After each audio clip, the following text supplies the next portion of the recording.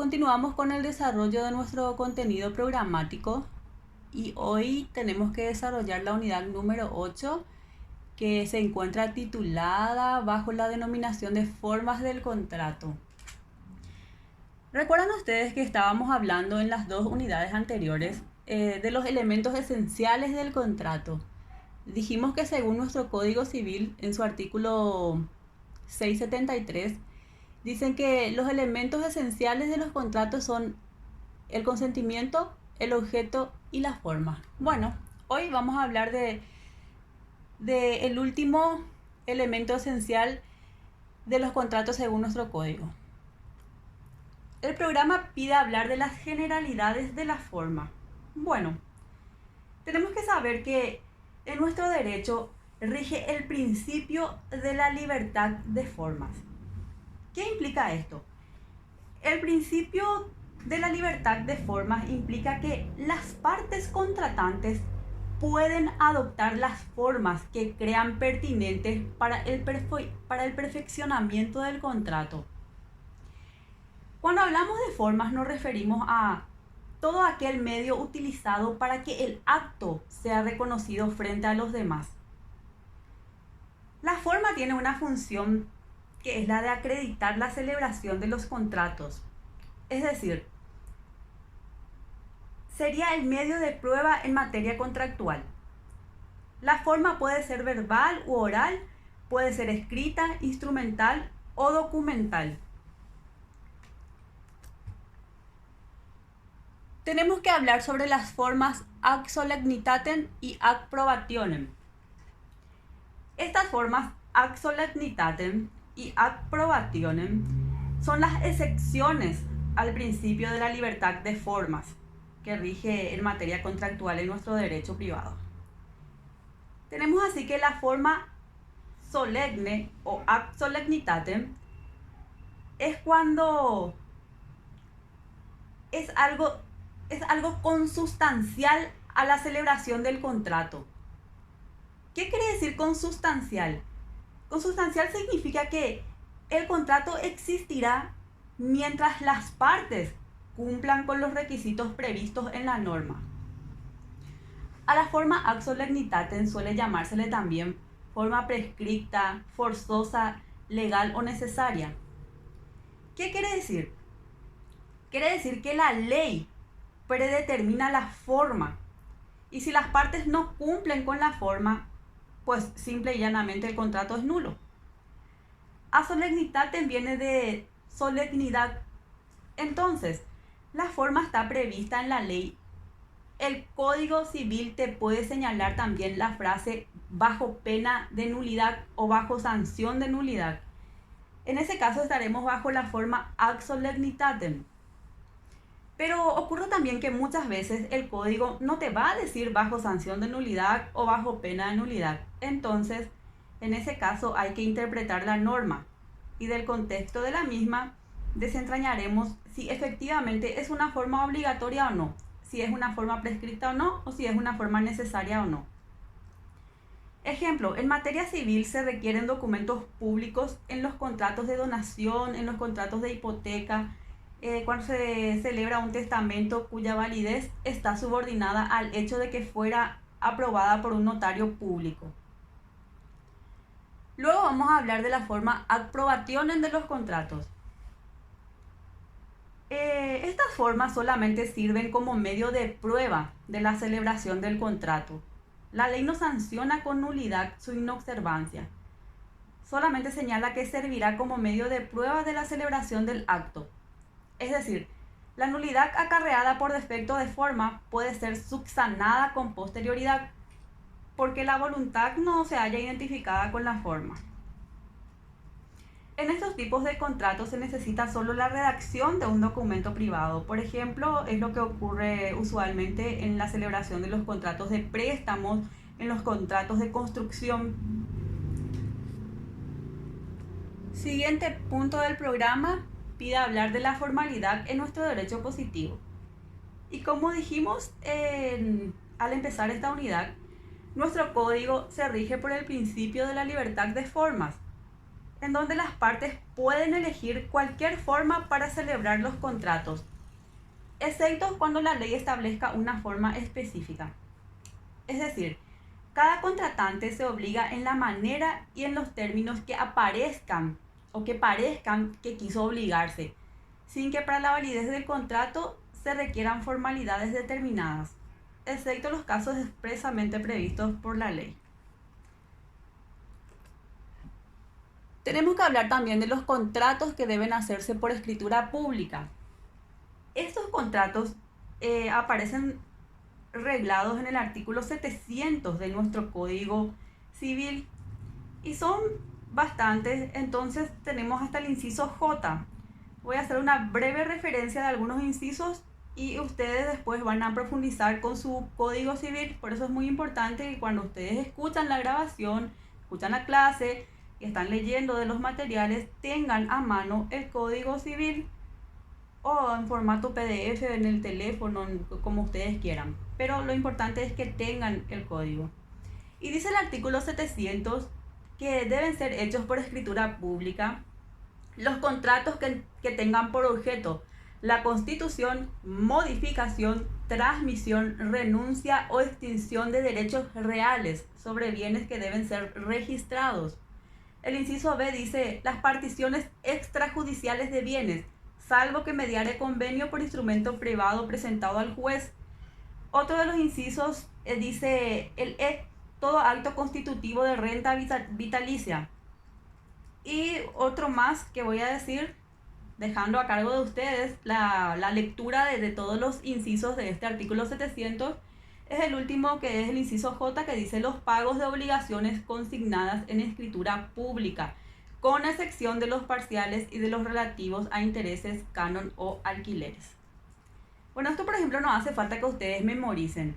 Lo importante es que ustedes por lo menos le den una lectura generalizada a ese artículo para que ustedes puedan discernir, diferenciar de cuáles son los contratos que deben realizarse por escritura pública, porque es lo que está pidiendo ahora mismo este punto.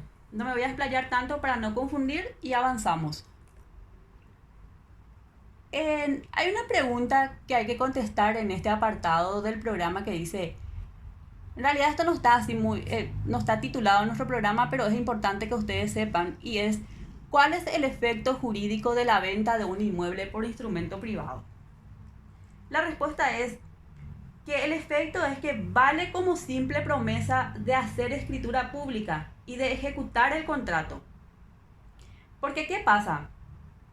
El efecto jurídico de un inmueble realizado por instrumento privado, dado que nuestro código exige que se tiene que hacer por escritura pública, el efecto es solamente entre las partes. Para que surta efectos contra terceros, debe inscribirse ante la Dirección General de los Registros Públicos. Por eso es que solamente vale como una simple promesa de escriturar y de ejecutar ese contrato. Tenemos que también referirnos a los efectos de la omisión de esta formalidad, dice nuestro programa. Y cuando hablamos de los efectos de la omisión de la formalidad, nos referimos a los efectos de la omisión de escritura pública. Y está preceptuado en el artículo 701, que les voy a leer y luego les voy a explicar. Dice el artículo 701, los contratos que, debiendo llenar el requisito de la escritura pública, fueren otorgados por instrumento privado o verbalmente, no quedarán concluidos como tales, mientras no estuviere firmada aquella escritura. Valdrán, sin embargo, como contratos en que las partes se hubieren obligados a cumplir esa formalidad. Estos actos, como aquellos en que las partes se comprometieren a escriturar, quedan sometidos a las reglas sobre obligaciones de hacer. Continúa diciendo el mismo artículo. El presente artículo no tendrá efecto cuando las partes hubieran convenido que el acto no valdría sin la escritura pública. Bueno, esta disposición lo que hace es aclararnos suficientemente la falta de cumplimiento de la formalidad legal, y reduce el contrato a una obligación de escriturar, rigiéndose por la obligación de hacer.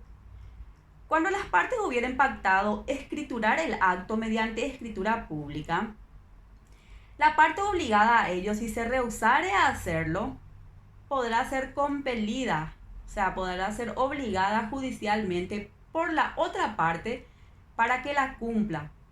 E incluso cuando se tratare de compraventa de inmuebles, el comprador podrá pedir el embargo del bien previo depósito del precio a pagar por dicho inmueble. En virtud del convenio, una vez sentenciado, la parte obligada deberá cumplir con la escrituración.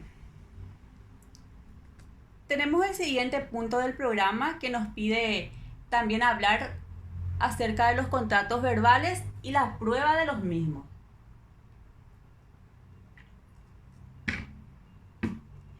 Bueno, cuando hablamos de contratos verbales, tenemos que saber que estos contratos se tratan de un acuerdo en el que se intercambian de forma oral o verbal los términos y las condiciones del mismo. Dicho de otro modo, se perfecciona por el mero consentimiento expresado oralmente por las partes implicadas. Y este tipo de contrato tiene la misma validez ante la ley que un contrato escrito, siempre y cuando se pueda demostrar, se pueda comprobar su existencia por parte de una de las partes, que generalmente es la parte afectada. Para ello tenemos que responder la siguiente pregunta: ¿cómo se determina la validez de un contrato verbal? Sabemos que el mayor problema que presentan los contratos celebrados de forma oral o verbal ocurre cuando surge un desacuerdo entre las partes. Puede ser que una de las partes negara la existencia del contrato o que, aunque reconociera la existencia de ese contrato, no estuviese de acuerdo con alguno de los términos convenidos. En estos casos, la parte afectada deberá demostrar de manera fehaciente que el contrato verbal ha tenido lugar. Generalmente en nuestro país, el contrato verbal se da más en las relaciones contractuales, de contratos laborales. Es cuando tenés una empleada doméstica. Generalmente a la empleada doméstica se la contrata de forma verbal nada más. Se le da las condiciones o las cláusulas contractuales, pero todo de manera verbal, de manera oral. Si acepta, está bien, se perfecciona el vínculo contractual y bueno, se queda a trabajar en la casa. Pero ¿qué pasa cuando el empleador le quiere despedir a la empleada? Ahí empiezan los problemas. Puede ser que esa empleada ya haya trabajado durante 5 o de repente 10 o más años en esa casa. Puede ser menos años también. Y la pobre empleada fue despedida injustificadamente. No hay una causal válida de despido. Entonces sabemos por el derecho laboral que cuando no hay una causal de despido justificado, se le debe de indemnizar al trabajador. Y es ahí que surge el primer problema, que de repente el empleador puede reconocer el vínculo laboral. Puede decir, si vos fuiste mi empleada. Y la empleada dice, yo fui tu empleada durante 5 años, y la persona afectada, su patrón, el empleador, le dice, no, acá no trabajaste durante 5 años, acá trabajaste durante 3 años nada más. Y la empleada dice, yo trabajé durante 5 años y percibía una remuneración mensual de, por dar un ejemplo, 1.200.000 guaraníes. El empleador o patrón le dice, no, vos trabajaste acá hace 3 años y percibías la suma de 500.000 guaraníes. Ahí empieza el problema. Si bien reconoce la relación laboral, reconoce que hubo un contrato verbal laboral, no le reconoce todas las cláusulas. Entonces, ¿qué pasa en materia laboral? En materia laboral, una vez que se reconoce el vínculo laboral existente, sobre el empleador cae la carga probatoria. Es el empleador el que tiene que probar que lo que dice la empleada no es cierto. Entonces, generalmente estos casos de contratos verbales se dan más en materia de derecho laboral, que espero, si todavía no dieron esa materia, lo profundicen más adelante, y si ya dieron, entonces perfecto, nos estamos entendiendo bastante bien y estamos hablando en el mismo idioma. Eso para darles un ejemplo. Ahora lo que tenemos que saber es cómo podemos probar la validez de ese contrato. ¿Cómo yo puedo probar que yo fui empleada en esa casa? Siguiendo el mismo ejemplo. Y se pueden hacer el uso de las siguientes alternativas. Se puede aportar testigos, se pueden probar por determinados actos, por ejemplo, por actos anteriores, posteriores o simultáneos al contrato, que demuestre la intención de ambas partes de realizar el contrato. Por hechos semejantes al anterior, es necesario que estos puedan demostrar que el contrato verbal realmente se celebró. Tiene que haber por lo menos vecinos, de repente si son testigos, vecinos que le vieron trabajar en esa casa, vecinos del lugar que vivieron vecinos antiguos durante varios años, fueron vecinos de esa casa que está ahora en situación de litigio con su trabajador, pueden servirle como testigos a esa persona para comprobar que efectivamente existió ese vínculo laboral, existió el contrato de trabajo. También pueden probarse por documentaciones. Se puede demostrar un contrato verbal, ya sea por la existencia de facturas, correos electrónicos o cualquier otra documentación que demuestren las partes.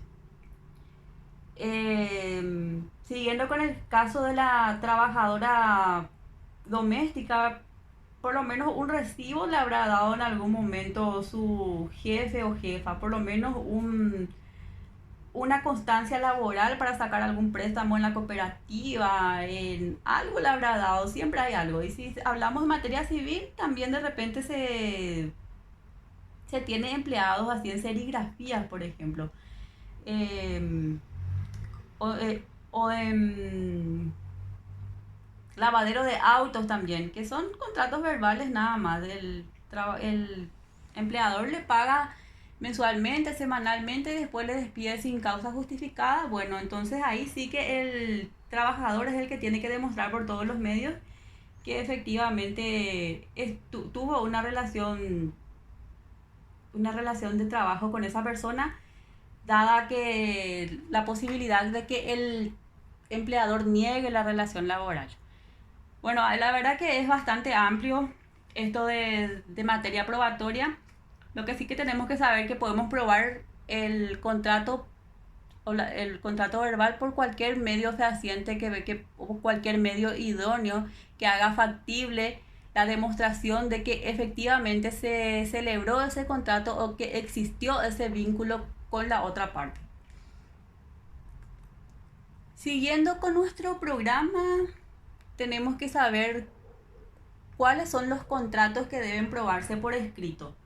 Y el artículo 704 y 706 de nuestro Código Civil hacen referencia al mismo, diciendo el artículo 706 primeramente que los contratos que tengan por objeto una cantidad de más de 10 jornales mínimos establecidos para la capital deben hacerse por escrito y no pueden ser probados por testigos. Eso dice nuestro código. Ahora, el artículo 704 dice: los contratos que tengan una forma determinada por las leyes no se juzgarán probados si no revistieren la forma prescrita, a no ser que hubiesen habido imposibilidades de obtener la prueba designada por la ley o que hubiese un principio de prueba por escrito en los contratos, que pueden hacerse por instrumento privado o cuando una de las partes hubiere recibido alguna prestación y se negare a cumplir el contrato. En este caso son admisibles todos los medios de prueba, dice ese artículo. Y esta norma sienta como regla que los contratos formales deben ser probados con sus respectivos instrumentos conforme lo determina la ley. Pero pueden darse algunos casos en que sea imposible a las partes obtener la prueba designada por la ley. Y es ahí que rige el principio de prueba por escrito. El principio de prueba por escrito no es más que un indicio que surge accidentalmente de cualquier escrito del adversario al que le falta la intrínseca eficacia probatoria de la plena prueba, pero que sin embargo contribuye a ser verosímil y por la vía de inducción el contrato cuya existencia se pretende demostrar, debiendo tener una relación directa y necesaria con el contrato que se pretende probar. Eso es todo lo que dice en cuanto a los contratos que deben probarse por escrito. Bueno, aquí se acabó la unidad número 8. Como se darán cuenta, estamos empezando a hablar acerca de más a profundidad acerca de lo que es el contrato en sí. Estamos utilizando terminologías un poco más técnicas, entonces cualquier duda vamos a poder evacuarlas ya sea en la plataforma que estamos utilizando o también podría ser en el grupo del WhatsApp. Bueno, gracias por la atención.